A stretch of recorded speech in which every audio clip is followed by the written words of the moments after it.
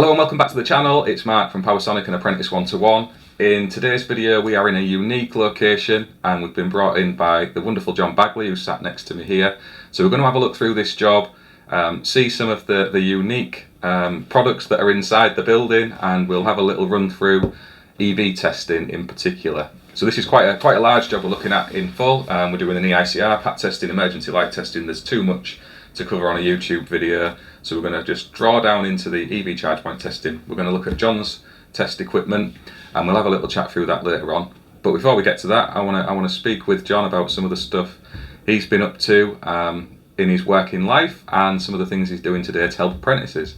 So firstly, how are you, mate? How are you keeping? I'm good, Mark. Yeah. I'm glad to finally meet you after all this time. Yeah. And it's a pleasure to have you on this job. Yeah, no, it's good of you to bring us in. You know, it was nice to talk. Like, I'm really all of a sudden gone really busy, and these guys need to get this done for reasons. I thought, oh, I know the person. That's very nice of you to say so. You need a wider circle of people in your network, I think, if you're calling on to it. What a way to meet somebody is actually physically involve them, carry out some jobs, and stuff like that. Absolutely. So you've been doing this for quite some time now. You say you started in 1991? Yes, well, it goes back further than that. I started my main, excuse the ringing, my main career is communication platforms, telephone systems and data networking and 1308 cabling, and that goes right back to 1985. Wow. And even then I was not young. Yeah. So you worked them out today. And so I started my working career after leaving school in 1982. Right. Loads of different jobs, but in the background, quick background is that my uncle many years ago was a telephone engineer, and I used to go with him when I was young and I got really interested. But ever since I was young I was always taking things apart, engines and stuff, so I had that mechanical ability. Yes. So that then helps, your skills, your hands and stuff like that, and you just carry on through that. But carry on through communications from 85 right through to pretty much like recent years, so it's been parallel. And what I've done on that road as well, I've picked up all the trades, so I've picked up all the skills. So it's like you go into offices, you're putting data and networking. So we thought, why not put the mounts in as well and stuff like that? So it's like a one-stop shop. Yeah. So obviously qualified to be an electrician about 10 years ago. Started training. Obviously I had people employed to do it at the time, but then obviously things go on, people leave, and I then left in a situation where I need to become qualified and registered. So that happened about 7 years ago. So brilliant. Here we are today. Yeah, so that's really good. So you've kind of taken a journey over quite a long period, moving towards being an electrician yourself now in your own right, which is fantastic. And I know from following you on Instagram, and I'll put a link in the description to the video where you can go and check out John's post, because it's a really interesting page, that you're actually helping apprentices and adult learners get a bit of experience out on site. Tell us a little bit about that. Well, you seem to be, yes, we're dying out for apprentices and stuff like that, and there is stuff in the catch-22 where they can't get, some employers won't touch them and stuff like that. Yeah. And also we've got, like me, when I see myself, I'm lucky because I had a customer base, so I already had a job, and I would call myself a mature learner. I was doing the electric side, doing the qualifications, and then I was seeing people around me who were coming from different trades or different jobs, completely different industries, that want to be an electrician. Yeah. So I thought, if I can help anybody and stuff like that, so I started looking around and helping people. People have come on Instagram, new to it, if they're local to me and want some experience or work experience.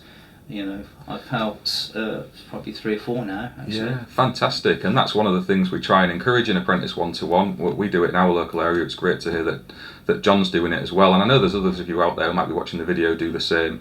I think that's a really nice thing for us to do. If we're not the ones showing the next generation how stuff works and getting experience of it, with the way things are at the minute, it's difficult for them, isn't it? So it's fantastic that you've given that opportunity. And I know some of those people follow us both on Instagram, so there's Yasmin straight away who I'm thinking of. So it's brilliant, and I'm in full support of things like that. So going back to Yasmin, she's such a keen person. There's not a job that she would not do, really. Yeah. I just have to hide my power tools from her. She just, she loves them. So I think she's back with us this weekend, so we'll do a bit of coverage on that and put it up. Fantastic, fantastic. So go and check out John's channel. John's going to take us through his Megger test set later on in the video. So I've got the TIS MFT Pro, as you all know, and we're going to show that in use and doing some testing. It's not about putting one above the other or showing one has been better than the other. It's showing the unique benefits of each, how they both work in the way that we use them, that hopefully will help other people, because it's one of those things when you go into EV testing, it gets quite complicated, doesn't it? So if we can put some helpful content out there that might point someone in the right direction, that's what this is about. We're not trying to say Megger's better than TIS or the other way around. This isn't the point of the video. It's just a bit of helpful resource, really. It's just comparison and what the meters generally out there and what people use. Yeah. You know, I try and mix and match a bit, so they all do the same job at the end of the day, so it's down to your own individual choice. Exactly. And we're going to cut to the video now. We'll jump out and have a look through some of the testing. We'll show you some of the other bits and pieces we're on with, and we'll catch up with you again in a bit.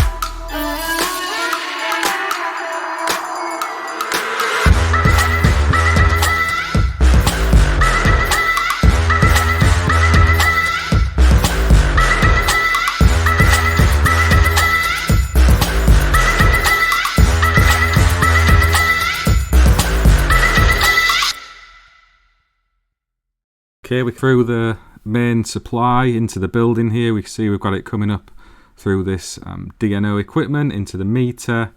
It then sort of comes out through this 200 amp switch fused isolator. We have a bit of steel wire armour that's taking it up and over the top into this splitter panel. So it's DB in here, and you can see there's the the 3 subboards and a main switch in this panel board there.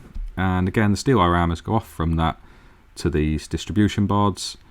This is one of them. So this was the one where the screw was nearly touching through onto the line conductor inside there. You can see there's also a separate subboard going over to the other valet area across the car park, and the solar panel boards as well. And that's what I mean about this install. It's quite a big one, so we can't really cover it all in one video going through the EICR. There's just not enough time. But a few bits and pieces there that I've managed to get in shot. Walking around here in the workshop, we've got these cleated steel wire armors. These are the EV charge point cables that are again cleated across the top, running around and punching through to the outside. And we'll speak a bit about those later on in the video. That's the valet building across the other side. And again, these are steel structures. That's actually on TT electrodes over there. Yeah, it's a really interesting place. And you can see here as you go through into the showroom area, quite what we're faced with. You know, there's so many different variations of electrical equipment and cabling. There's a lot to take in on this one, and it's using your experience, your judgment, making sure you're making a good solid inspection of everywhere. And yeah, we were there days and days, so I can't really pop it onto YouTube, unfortunately. We just don't have time to record all this, but I did want to have a quick run around and show you sort of the layout there. The EV Rolex posts, we've got some high level LED floodlights up the top. There's CCTV, obviously, air conditioning. You know, there's a lot of stuff.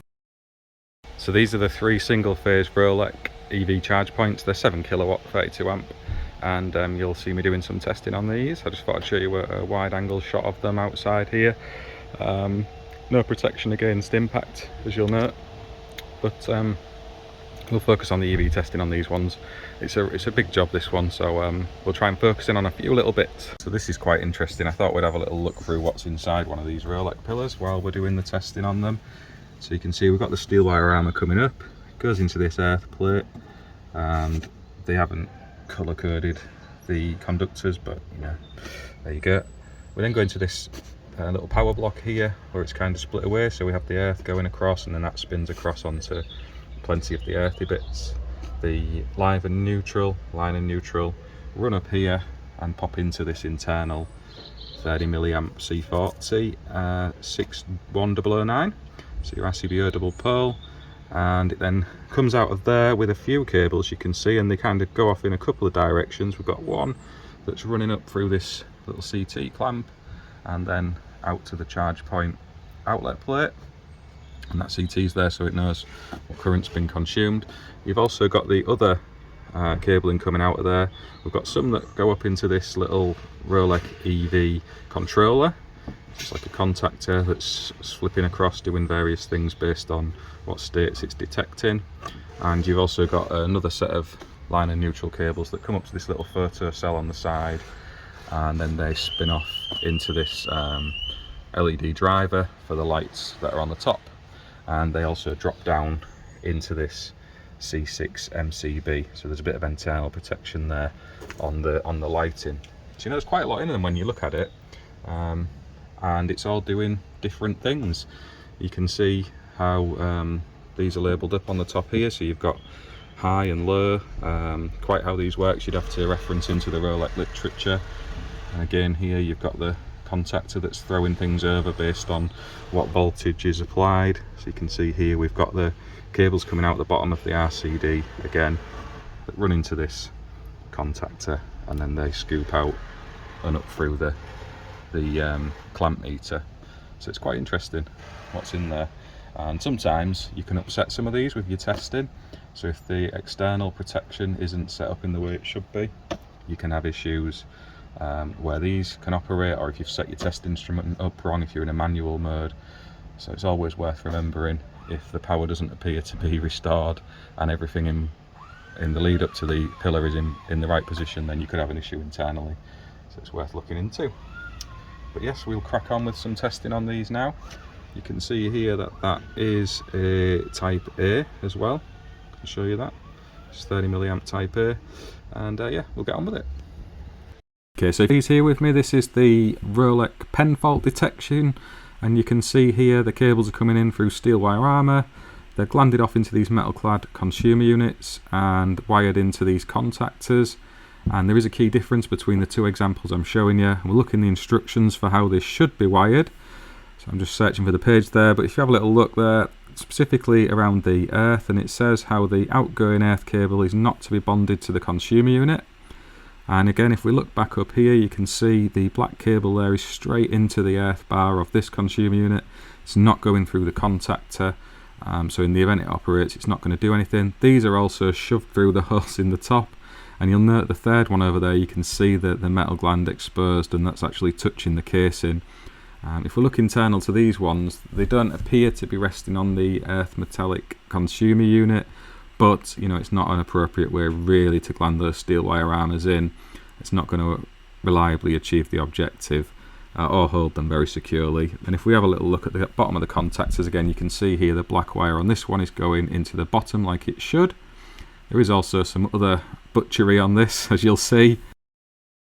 So I've grabbed the assistance of Matthew, and we're going to run through the EV test now. He's going to move the leads around. So he's just done that now, and we're all set correctly. So we're in OK, A, and not connected, which is right. He's put the leads in the right position. Should get a value here. Okay, so we can save that. If you want to swap the leads around, Matthew, as they need to, so L1, blue to neutral, and earth in protected earth. And then we can swing around to the next test. We'll do it at 250 volts. See, we're starting to get some results here for your live to protective earth and your neutral to protective earth. Hopefully the batteries are going to hold up, because they've been through a few IR tests so far today. That's good, we can save it. And this is where you need to keep an eye on your position of the dials again. So we're on NC and A and OK. Go through that test and we can save it. We now want to be on to B and 32 amps. And we can now test that one. It's happy. We now want to be on C and 32 amps. Fault OK. We can can save it. We now want to be on fault PE. Everything else stays the same. So this is checking the earth fault. And we're good. And now an electrical fault, so onto E. Everything else staying the same. Oh, we're good. Right, now we need to move our dials around because again this is flashing to tell us we need to change them. So we want to be on 32 amp on C and on OK. And we can go on to the next stage, showing us the voltage measurements there. I'm now going to carry out that test. Yeah.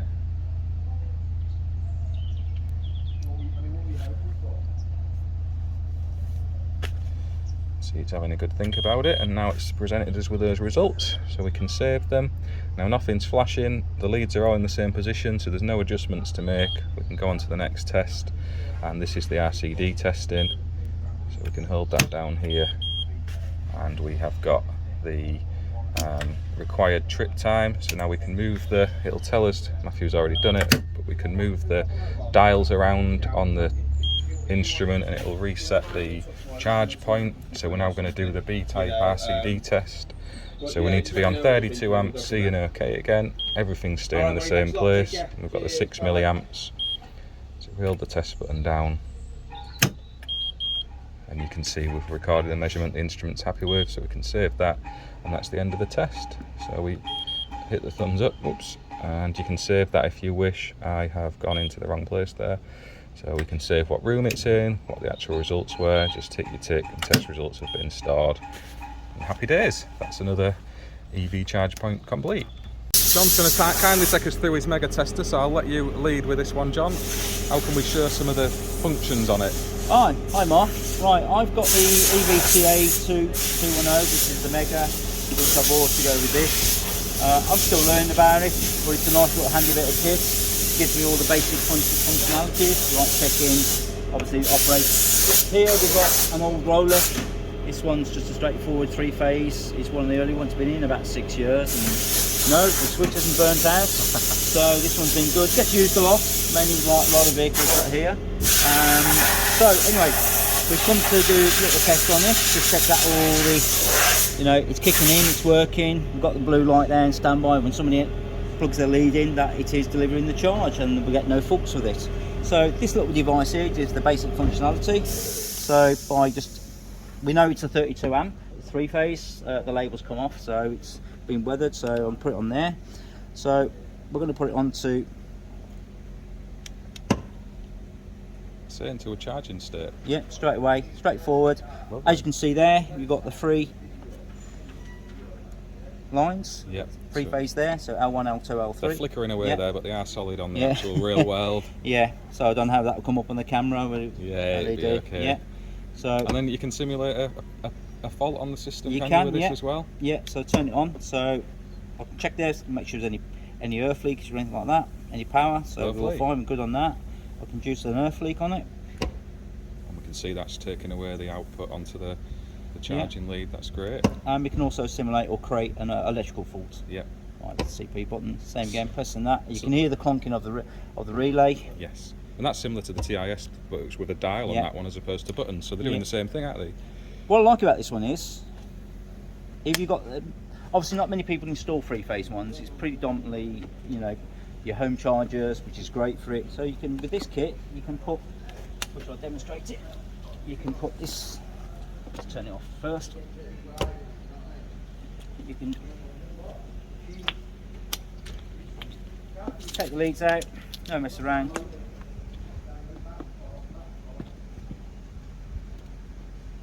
So that is a good feature, so you can actually plug direct into this EV test adapter. So no worry about the leads all the time. As we've had earlier, we had a few problems with the leads. I'm borrowing Mark's leads at the moment. One of my leads is it's the bane of every electrician's life, test leads. Yeah, so with this little feature I can do this, so I can then induce it back onto charge state. So I can do a voltage check on that. So I'm only picking on first, picks up. So it only works on single phase, which is there. So of course the plug is, so most chargers only only single phases. So we'll imagine it's a single phase for the purpose of this. Yeah. So we'll do a resistance check on this on the earth. ZS. Yep. Yep. And we're on 3 low because downstream we've got an RCD. Yes. Yep. And that. See, they like a good think about it on the low test, don't they? It's They not do, as fast yeah. as the high. No. Getting There we go. A reading there. 0.58 there. Lovely. Boards over there. Obviously back to there. So we're getting a good resistance there. That's good. Yeah, I mean, that's a good way of testing, and like you say, it saves faffing around with the actual probes. And again, on the TIS one, we've got the same load connection point, but it's through probes rather than a plug top. So that's one of the differences there between the two. I'm going to do a neutral. Same again. Be quick on that. It's good. Nice. I'm still tripping on that one. Yep. Yeah. There we go. That's off. Brilliant and stuff. I'll demonstrate that again on the other 2 leads, using the leads on the other phases. So we can drop on and have a look at L2 and L3 as John said, and this is the Rolex, and that's the blue button is referenced there, so you can see its different states based on this. And as the pillars showed in the earlier part of this video, it's a similar principle, using an illuminated light to show you what's going on. Some of these Rolex had the RCDs built in, and as John referenced, there was an issue with some of them burning out, and it's good to see that that's been rectified now and sorted out for us, because there's nothing worse as installers than going back and having to revisit jobs. No, this one's been consistent. It's got some speakers in there. It's just weathered, really. For 7 years, you can't really complain. No. It's served a purpose, hasn't it? Yeah, And it has, yeah, they do use one it of a the lot. earlier ones with a different version of the regulations in place when you installed it as well. So yeah. it's, So here we are doing the same test again, but using the leads this time, not the plug. So same plug in there. So first I'm going to start it off. Turn it on first. Yep. So we're in a 32 amp charge state. Just check we've got voltage there. Yeah, got voltage there. Yep. And I'll do that now. Drop on to L2. Yeah, L2, and then L3.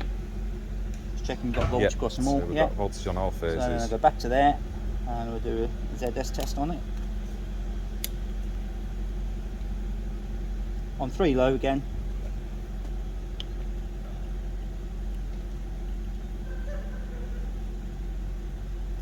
So like a good old think on the low test, and that's the same sort of value as you got Same through value, your and I'll plug top repeat lead. that again to L2.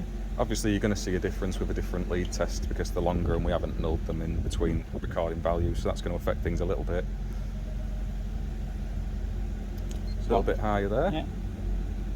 And then we do L3.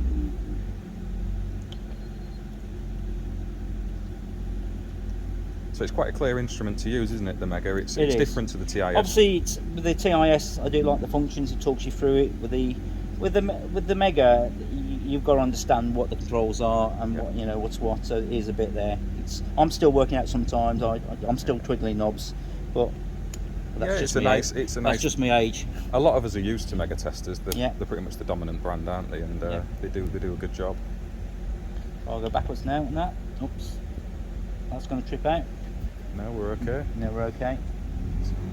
Yeah, it's consistent readings, isn't it? And I believe, does this MFT have a confidence meter in it It as does well? indeed, So yes. if you do it on the low test, it actually gives you an indication as to how reliable it thinks it is. Yeah. Which is a unique feature of the Megger. Let me do that again. It did come up earlier. There we go. So that's what that is thinking across the top. So it's very happy with that one. There you go. And that's its confidence check. Yeah. We all need a bit of confidence here and there. We do today, yes. Yeah, we do. So cheers for showing us that, John. I appreciate it, and I hope people found that useful. If you are thinking of getting an EV test adapter, there's loads on the market. They all achieve the same objective at the end of the day, and this is just a demo of the different ways they work. Thanks for watching. Spot. So on this one, we've jumped onto a 3-phase test, and you'll see here we've got the L1, L2 and L3 flashing. It's just a basic Rolex EV test point. We're going to run through the test sequence now because it's a little bit different to the single phase, and I think I've got you in a good position here. I'll keep you between the two so you can see where we're moving dials, but we've got the instructions here for what we need, and they're all set up like that in this instance. So I can hit the tick button and then fire through to the test, again starting at 250 volts for this, and it's saying here that an external voltage has been detected at instrument input. Okay, so that's showing us that there is electrical energy in the system, and that is because I have not got it in the right state. So you see the instrument there stopping me from proceeding with the test because I haven't set the dials right. I was in CP state C, so I've now moved that to A. So this is kind of demonstrating how if you don't check quite right, you know, you can't go on to carry out the test, it just won't let you. So you can see there it's recorded that value on the L1PE, so if I tick save, and now it's asking me to move over to L2. So there is a bit of fiddling around with the dials, so excuse the poor camera work, but we're in L2 now, and if we hit tick, and it'll go along and do that test. And it's happy with that one, so we can save it, and now just moving across to L3.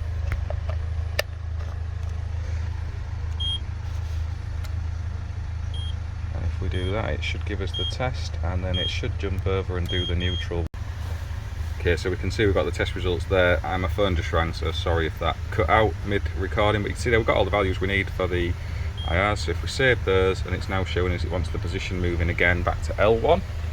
So if we do that, drop that in L1, and check the state of our dials. These flash if they need moving from the last state they were in, so it's not flashing, but it's always worth checking, and they are in the right position, and all these other leads now are connected up right, so we can tick tick, and it's gone across and given us a value there. So if we tick save, it now wants it in state B and onto 32 amps, which we can do, and on status OK. So if we tick unlock and then again hit the test button and save, and then CPC, and you'll see there it clicked back over. You can hear all the contactors and such swinging around as you move these dials.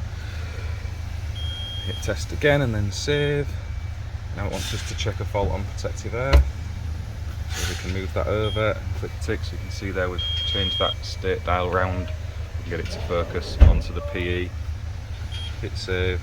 Now it wants an electrical fault, so if we swing it onto E, hit the test button and again save. So now we need to check these because you'll see the flashing like I said, so we need to make sure we're on 32, we need to be on C, which we are, and we need to be in fault condition OK. The leads look to be in the same position, so we can hit OK on that, and now it's going to run through the test. If I hold the test button down a little bit longer, so we're going to get our ZLN and ZLPE with your PFC and PFCs.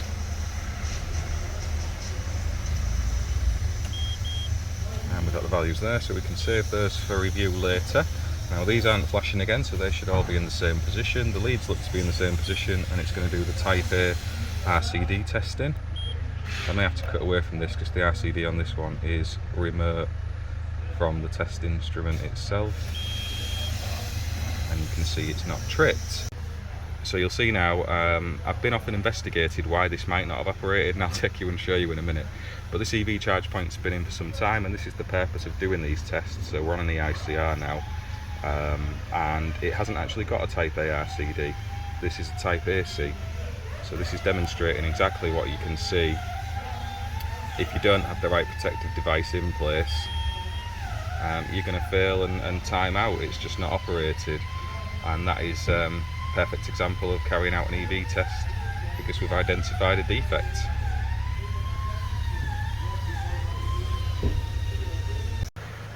You see this is what we've got. It's an AC 32 amp 30 milliamp RCD, and I will take you through the test on that now. Okay, so even though we've identified a defect, we can still test the RCD with the TIS MFT Pro. You just need to go into the manual mode as you would normally, and I'll reference the video that TIS have made on this. Steve's done a video where you can demonstrate using this with any multifunction test instrument. So if we were to go into the RCD setting, you can see here I've selected 30 milliamp AC RCD, and if I was to hit the test button now, it'll ramp up. You can see here it's climbing. We'd expect it to operate about now, and it has done. So we've got a trip out at 24 milliamps and around 12 milliseconds. So for the product itself, it's actually working as intended, but in the application where it's looking after this Rolex EV charge point, you know, it's maybe not the best way to have this set up, and you know, we can note that down on our report. But that's the beauty of this with the TIS MFT Pro. You've got that auto sequence where you can run through the tests in the right order, getting all your leads in the right place. But if you come across a different installation which someone else has done and it's not set up quite how it should be, you can still take your testing into a manual mode. If you happen to have just bought the adapter itself, you can then set that up with your particular multifunction tester. And I'm not going to run through that on this video because it'd take forever, but Steve has done a 10-minute video over on the TIS YouTube channel, and I'll link to that somewhere at the top of this video, and you can go off and have a look yourself, and he can show you how you can use this with any MFT if you're not wanting to replace your whole kit. But yeah, I'll show you a bit more of the EV stuff through the rest of this video.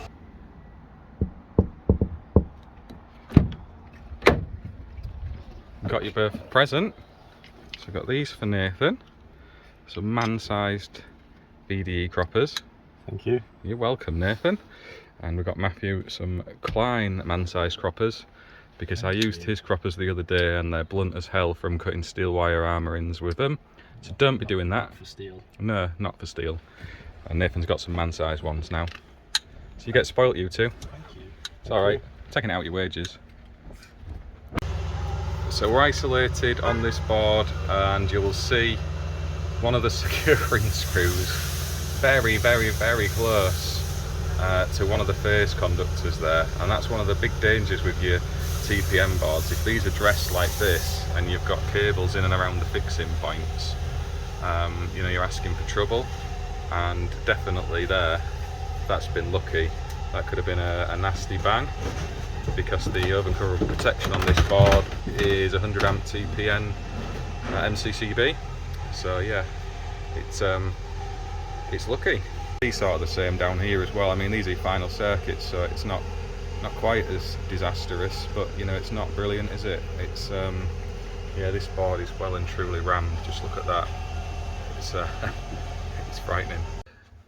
I see you found me in another electrical meter cupboard. I've got John here with me as well. We're actually pricing up some other work in a different place, so John's doing his best to keep my company going for me. It's brilliant. He's top salesman actually for 2021 so far. I've got to think about the Christmas and all the... So cheers for that, yeah. John. Also, John has donated in some equipment to give away through Apprentice 1-to-1, and it sort of ties in with the safe isolation campaign that other people have got going as well.